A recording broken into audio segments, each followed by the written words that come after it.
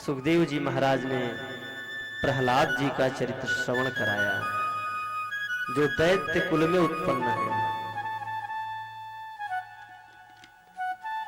ब्रह्मण्य शील संपन्न सत्यसंधो जितेंद्रिय। प्रहलाद जी महाराज बचपन से ही ब्राह्मणों में भक्ति रखते थे, शील थे, सत्यनिष्ठ थे। क्योंकि प्रहलाद जी महाराज को जब ये अपने मैया कयाधु के गर्भ में थे, तभी नारद जी महाराज इनको ज्ञान दे चुके थे। गर्भ में ही इनको गुरु मंत्र मिल चुका था। ऐसे थे प्रहलाद जी महाराज।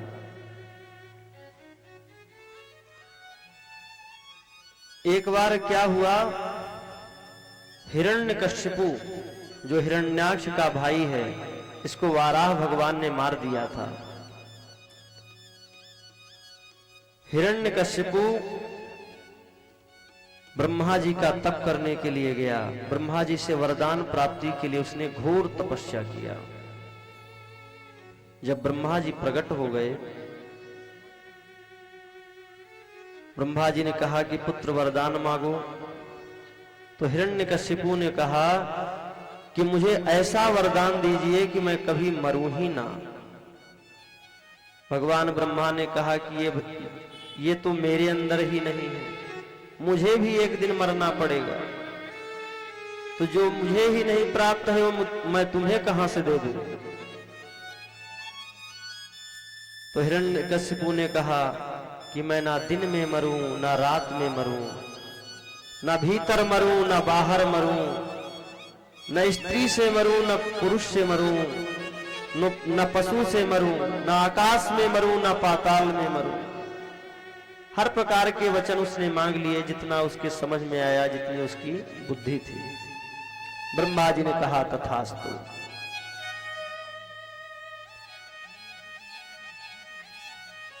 यह अपना राज्य करने लगा और इसने अपने राज्य में जैसे ही वरदान प्राप्त करके आया तो सब जगह जो है ऐलान करवा दिया कि केवल और केवल जयकारा लगाया जाएगा। तो किसका? तो सब जयकारा लगाया करते, बोले हिरण्यकश्यपु भगवान की। तो भैया आप काहे को जयकारा लगाए रहे? हिरण्यकश्यपु को मानने वाले थोड़ी हैं हम सब लोग। वो तो असुरों की बात चल रही थी, तो सब असुर जयकारा लगाया करते। अब संसार में उस समय वर्तमान में समस्त दान पुण्य यज्ञ हवन बंद हो गया और केवल चारों तरफ हिरण्यकश्यपु का ही शासन हो गया। प्रहलाद जी महाराज का माता कयाधु के गर्भ से जन्म हुआ। बचपन से ही प्रहलाद जी महाराज का मन खेल कूद में नहीं लगता। तो एक दिन हिरण्यकश्यपु ने, जो हिरण्यकश्यपु के गुरु हैं शुक्राचार्य जी, उनको बुलवाया। और शुक्राचार्य जी के पुत्र हैं संडा मर्क। दो पुत्र हैं जिनका नाम है संडा मर्क। उन दोनों पुत्रों को प्रहलाद जी को सौंप दिया कि प्रहलाद जी को ले जाइए और इनको शिक्षा दीक्षा, इनका अध्ययन अध्यापन इनको अच्छे से कराइए। संडा मर्क के साथ में प्रहलाद जी महाराज चले गए और कुछ दिनों तक वहां पर रह करके जब घर वापस आए तो एक दिन हिरण्यकश्यपु ने बुलाया और पूछा कि पुत्र तुमने क्या अध्ययन किया? तो बोले कदा सुरराट पुत्र मंकमारोप्य पांडव पप्रक्ष कथ्यताम मत्स मन्नते साधु यद्धवा। हिरण्यकश्यपु ने कहा गोद में बैठा करके कि पुत्र तुमने अपने गुरुओं से क्या सीखा, उसका वर्णन करो।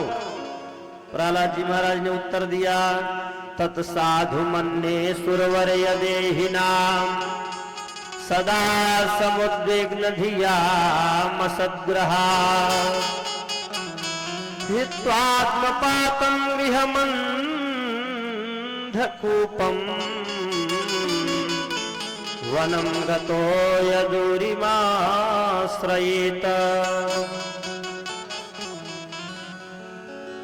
बोले पिताश्री, यह जीव भगवान के अंश से उत्पन्न है और जिसकी बुद्धि संसार में लगी हुई है वह भगवान को भूला हुआ है, इसी शरीर में और इस संसार में ही अपने मन को लगाए हुए है। इससे हटा करके भगवान के चरणों में मन को लगाने की आवश्यकता है। हिरण्यकशिपु ने कहा कि अरे ये कहां से सीख लिया। तुरंत बुलाया संडामर को। क्या सिखा रहे हो तुम मेरे पुत्रों को? जो हमारा विधान है, हमारा संविधान है, उसको पढ़ाओ। ये वेद का संविधान, ये मनुस्मृति पढ़ाने के लिए तुमसे किसने कह दिया? इसका अधिकार तुम्हें कहां से प्राप्त हो गया? तो तुरंत संडामर्क ने हाथ जोड़कर कहा, महाराज हमने तो इसको कुछ पढ़ाया ही नहीं, ऐसा तो हमने इसको ज्ञान ही नहीं दिया। कोई बात नहीं महाराज, अब हम ले जाकर के पुनः इसको अध्ययन कराएंगे। और संडामर्क आश्रम में ले आकर के प्रहलाद जी महाराज से कहने लगे, वत्स प्रहलाद भद्रम ते सत्यम कथय मामृषा। हे पुत्र प्रहलाद, यह सब तो हमने तुम्हें कुछ सिखाया ही नहीं, ये तुमने कहां से सीख लिया? हे बेटा, तुम्हारी बुद्धि इतनी उल्टी क्यों हो गई है? प्रहलाद जी महाराज ने कहा कि गुरुदेव, बातें तो मेरी भी अच्छी लगती हैं आपको, लेकिन आप जो है महाराज हिरण्यकशिपु यानी मेरे पिता के डर से कुछ बोल नहीं पाते हो। संडामर्क ने कहा, दैतेय चंदन वने जातो यम कंटकद्रुमः।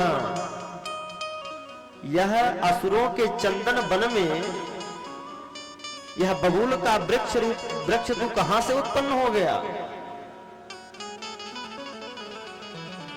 कि तुझे किसने यह सब सिखाया? सुखदेव जी महाराज ऐसे गुरुओं को कहते हैं सदीनो राज सेवक। ऐसे गुरु को गुरु नहीं कहते, उनको राज सेवक कहते हैं। जो गुरु धर्म का ज्ञान न दे, भगवान के मार्ग से हटाए, भगवान के विपरीत बात करे, वह गुरु नहीं हो सकता। वह तो राज सेवक ही है, केवल कर्मचारी है।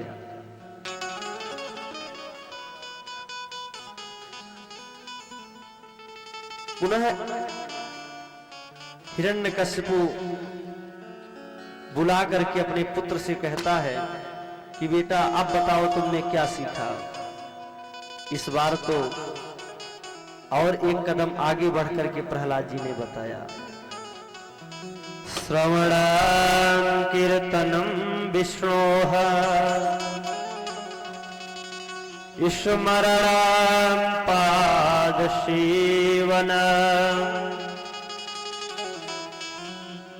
अर्चनं वंदनं दास्यम् सख्यमात्मनिवेदनम्।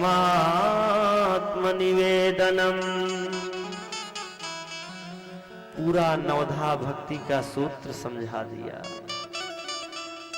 जो भगवान राम जी ने सबरी मैया को दिया था। वही चीज बाबा गोस्वामी तुलसीदास जी ने रामचरितमानस में कहा है। राम जी ने सबरी मैया को नवधा भक्ति जो दी है कि प्रथम भगति संतन कर संगा दूसर मम रति कथा प्रसंगा। प्रथम भगति संतन कर संगा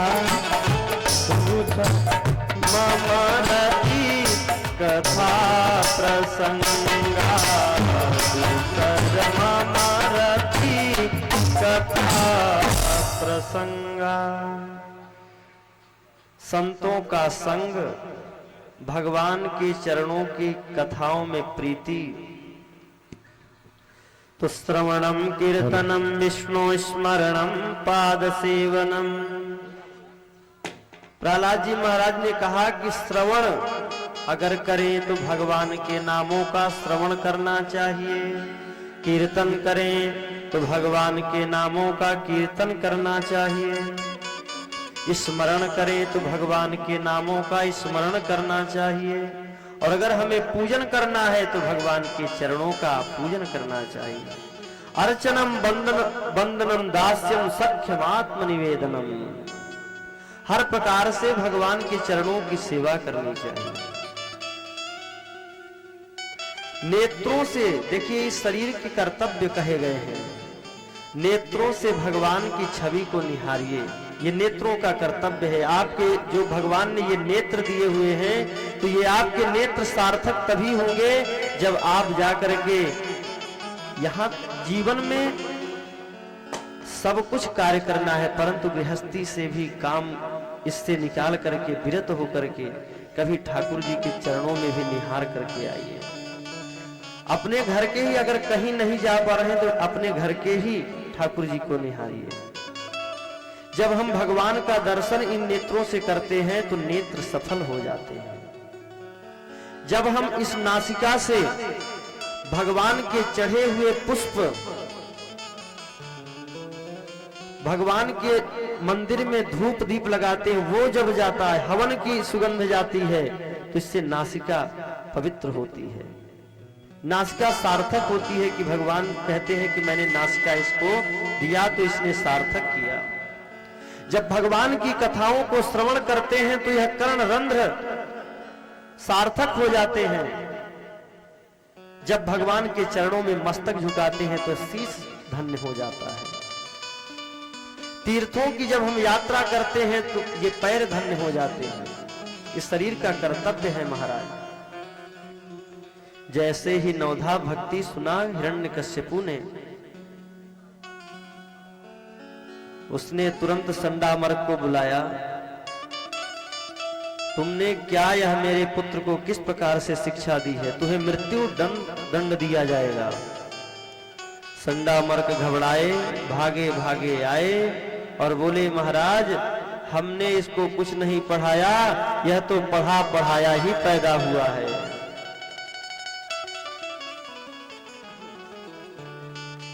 हिरण्यकश्यपु ने कहा जब तुझे गुरुजी ने कुछ नहीं बताया तो तूने यह सब सीखा कहां से? तो बोले मते न कृष्णे परतः स्वतो वा मिथो विपद्येत गृह व्रताना अदांत गोभीर विषतांतमिस्त्रम पुनः पुनश्चरवित चर्वणाना। प्रहलाद जी ने कहा कि जिसका मन बाहरी संसार में आसक्त है, जिनका इंद्रियों पर निग्रह नहीं है, जो इंद्रियों के वशीभूत हो गए हैं, जो नारकीय जीवन में जी रहे हैं, उनका ही मन भगवान को नहीं भजता। मेरा तो मन सदा सर्वदा भगवान के ही चरणों का ध्यान किया करता है। हिरण्यकश्यपु ने कहा छिन्द्यातदंगम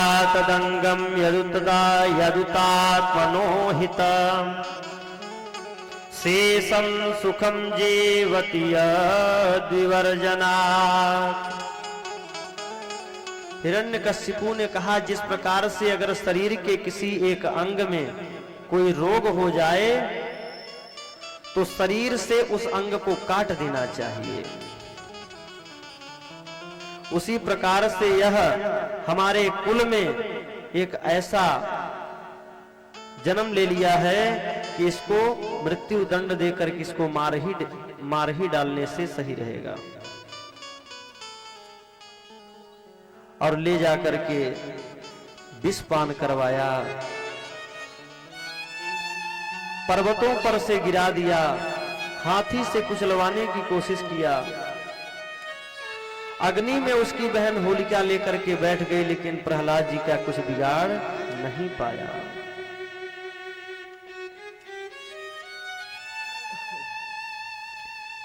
संडामर के पुनः एक बार आए, बोले कि राजन एक बार का अवसर हमें और प्रदान करिए, इस बार ले जाकर के हम इसको समझाएंगे बुझाएंगे। माता कयाधु ने भी विनती की तो लेकर के गए, छोड़ दिया। अब जब प्रहलाद जी महाराज की तो आदत में ही था, संडामर्क समझाते बुझाते तो प्रहलाद जी महाराज मन ही मन भगवान का भजन किया करते, कुछ नहीं बोलते। एक दिन संडामर्क आश्रम से किसी कार्य के लिए चले गए, तो जो भी विद्यार्थी जो वहां पर बालक पढ़ने वाले थे, उनको सबको प्रहलाद जी महाराज ने एकत्रित किया और बोले, कौमारयाचरित प्राज्ञो धर्मान भागवता निह दुर्लभ मानुषम जन्म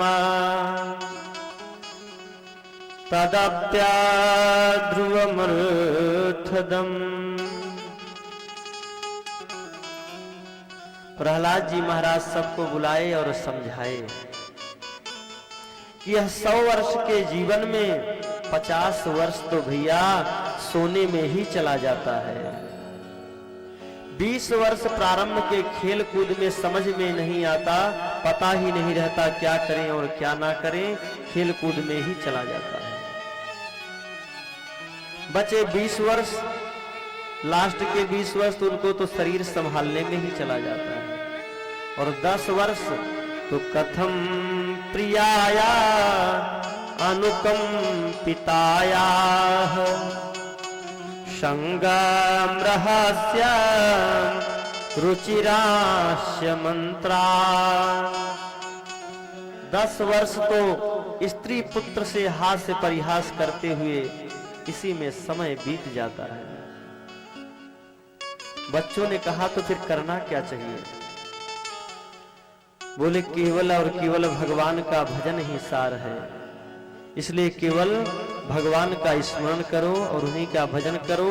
इसी प्रकार से प्रहलाद जी महाराज समस्त वहां के विद्यार्थियों को लेकर के संकीर्तन में संलग्न हो गए, और जैसे ही मस्ती से संकीर्तन कर रहे थे कि तभी हिरण्यकश्यपु वहां पर आ गया। एकाएक सन्नाटे में बदल गया, सारा माहौल सन्नाटे में बदल गया। देवो सुरो मनुष्यो वा यक्षो गंधर्वैव च भजन मुकुंद चरणं स्वस्तिमान् स्याद् यथा वयम्। प्रहलाद जी महाराज कहते हैं कि चाहे राक्षस हो, असुर हो, देव हो, गंधर्व हो, स्त्री हो, पुरुष हो, कोई भी हो, जो भगवान का संकीर्तन करता है उसका परम मंगल होगा। इतने में हिरण्यकशिपु ने तुरंत वहां आकर के और क्या बोला, हे दुर्विनीत मंदात्मन कुल भेद कराधम स्तब्धम अक्षासनोद्धृतम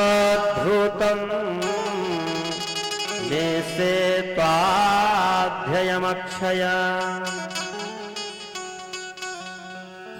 हे प्रहलाद, तू किसके बल पर नारायण के भक्ति का प्रचार कर रहा है? कौन तुझे यह बल दे रहा है? बता मुझे आज।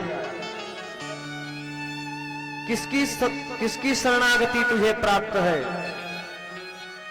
किसका बल तुझे मिल रहा है? प्रहलाद जी महाराज ने कहा, पिताश्री, न केवलम में भवतश्चराजं सवैवलं बलिनां च परेशां परे वरे में स्थिर जंगमाम ये ब्रह्मादयो ये नवसं प्रणीता। बोले पिताश्री, जिस बल पे आप बोल रहे हैं उसी के बल पे मैं उसकी भक्ति का प्रचार कर रहा हूं। ऐसा संसार में चराचर जगत में कोई नहीं है जो उसके बल के बगैर चल रहा हो। समस्त पशु पक्षी जीव जंतु चराचर जगत को बल देने वाला, शक्ति देने वाला एकमात्र वो परमात्मा ही है। आप भी जिसके बल पर बोल रहे हैं, आपके अंदर भी जो सामर्थ्य व्याप्त है, यह भी हमारे परमपिता नारायण की ही कृपा है। हिरण्यकशिपु कहता है, कहां है तेरा भगवान? कौन सी जगह पर है तेरा भगवान? कहां रहता है, बता मुझे। क्वासौ यदीश सर्वत्र कसमास्तंभेन दृश्यते। हिरण्यकशिपु कहता है कि कहां रहता है तेरा भगवान? प्रहलाद जी महाराज ने कहा, कहां नहीं रहता है। हरि व्यापक सर्वत्र समाना प्रेमति प्रगट होहि मय जाना। हरि व्यापक, सर्वत्र भगवान की सत्ता व्याप्त है। ऐसा कौन सा जगह बताऊं कि कहां भगवान नहीं रहता? हिरण्यकशिपु ने कहा, अच्छा ये सामने जो खंभ दिखाई दे रहा है, क्या इसमें भी तेरा भगवान है? प्रहलाद जी ने कहा, बिल्कुल पिताश्री, इसमें भी भगवान है। हिरण्यकशिपु कहता है, पासो यदीश सर्वत्र कसमास्तंभेन दृश्यते। अगर सर्वत्र है तो खंभे में दिखाई क्यों नहीं दे रहा है? बोले पिताश्री, आप देख ही नहीं पा रहे हैं, वह दृष्टि ही नहीं है आपके पास में। मुझे तो सर्वत्र दिखाई दे रहा है, मुझे तो आपके अंदर भी वही परमात्मा दिखाई दे रहा है। क्रोध में आकर के हिरण्यकशिपु ने खंभ पर प्रहार कर दिया। जैसे ही प्रहार किया, भगवान नृसिंह रूप में प्रकट हो गए। बोले नृसिंह,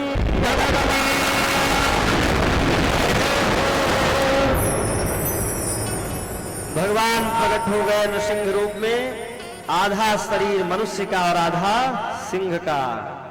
हिरण्यकशिपु को पकड़ करके जंघा पर भगवान ने बैठा लिया और बीच देहरी पर ले जा करके हिरण्यकशिपु से कहा कि याद कर तू अपने वरदान को। इस समय न दिन है न रात है, संध्या का समय चल रहा है। न कोई मनुष्य, मैं ना तो मनुष्य हूं ना तो जानवर हूं, ना यह 12 महीनों में कोई भी महीना है, पुरुषोत्तम का महीना है। तेरे समस्त वरदान से अलग है कि नहीं है? हिरण्यकशिपु ने कहा हाँ है। और भगवान ने अपने नखों से उसके पेट को फाड़ते हुए उसके प्राणों का अंत कर दिया। बोले नृसिंह। विकराल क्रोध में नृसिंह भगवान, ब्रह्मा आदि समस्त देवता आकर के भगवान की स्तुति करने लगे। नतोऽस्म्यहं नन्ताय दुरंत शक्तये विचित्र वीर्याय पवित्र कर्मणे। हे अनंत शक्ति संपन्न प्रभु, पवित्र कर्म करने वाले आपको नमस्कार है। अब आप प्रभु शांत हो जाइए। भगवान इतना क्रोध में हो गए थे नृसिंह के ऊपर कि उनका क्रोध ही शांत नहीं हो रहा था। मनु जी महाराज ने समझाया, तब भी शांत नहीं हुआ। भगवती लक्ष्मी के पास नारद जी गए। बोले मां, इस बार का जो अवतार हुआ है भगवान शांत ही नहीं हो रहे, आप ही चलो, आप ही के द्वारा शांत होंगे, और तो कोई उपाय दिखाई नहीं दे रहा है। माँ भगवती लक्ष्मी मैया सज धज के जैसे ही गई और भगवान नृसिंह के रूप को देखा, तो तुरंत भैया वहां से भाग खड़ी हुई। बोले ऐसा रूप? माता लक्ष्मी डर गई। तब प्रहलाद जी महाराज आगे गए और उनसे स्तुति करने लगे। ब्रह्मादयः शूरगणा मुनयोऽथ सिद्धा। कितना सुंदर स्तुति किया है प्रहलाद जी महाराज ने। सत्वैकता नमतयो वचसां प्रवाहये नाराधितुं पुरगुणैरधुना पिप्रुः किं तोस्तुमर्हति समे हरिरुग्रजातो। हे प्रभु, ब्रह्मा आदि देवगण सिद्ध, इनकी मति तो सत्वगुण युक्त होती है जब आप इनकी स्तुतियों को सुनते हैं, परंतु मैं राक्षस कुल का हूं, मेरी मति इतनी शुद्ध नहीं है प्रभु, परंतु मैं आपकी स्तुति कर रहा हूं, आप मेरी स्तुति को स्वीकार करिए। और भगवान को देखिए, अगर कोई चीज सबसे ज्यादा प्रिय है जिस पर भगवान रीझते हैं तो भगवान केवल भाव पर ही है। प्रहलाद जी महाराज ने जो भाव यहां प्रस्तुत किया कि भगवान रीझ गए। भगवान कहते हैं कि प्रहलाद, तुझे डर नहीं लगता? इस रूप को देख करके लक्ष्मी भाग गई, बड़े बड़े देवता भयानक, बड़े बड़े देव गंधर्व ऋषि इस मेरे भयानक रूप को देख करके डर गए, और तुझे भय नहीं लगता? प्रहलाद जी महाराज ने कहा कि प्रभु, सिंह के बालक को सिंह से डर नहीं लगता, वह सिंह के सर पर ही बैठ करके खेलता है, और मैं आपका ही बालक हूं, मुझे आपसे डर नहीं लगता। आपका ही पुत्र हूं, आपका ही संतान हूं, तो पुत्र कभी पिता से क्या डर सकता है? आज तो भगवान नृसिंह जैसे गाय अपने बछड़े को चाटती है, उसी प्रकार से भगवान नृसिंह प्रहलाद जी से प्रेम करने लगे। बोलो भक्तवत्सल भगवान की। नृसिंह भगवान ने कहा कि प्रहलाद, कुछ मेरे से वरदान मांग लो। तब प्रहलाद जी ने कहा, यदि राशि समे कामान वरास्त्वं वरदर्शभ कामनाम हृदयं रोहम् भवतस्तु वृणेवरा। हे भगवान, अगर आप मुझे कुछ देना ही चाहते हैं तो ऐसा वरदान दे दीजिए कि आज के बाद में मेरे अंदर मांगने की कोई इच्छा ही न उत्पन्न हो। मैं सदा सर्वदा आपके नामों का स्मरण करता रहूं, आप में ही मेरा मन लगा रहे। मेरी लगन जो आपसे लगी हुई है वो कभी तोड़ना मत रहो।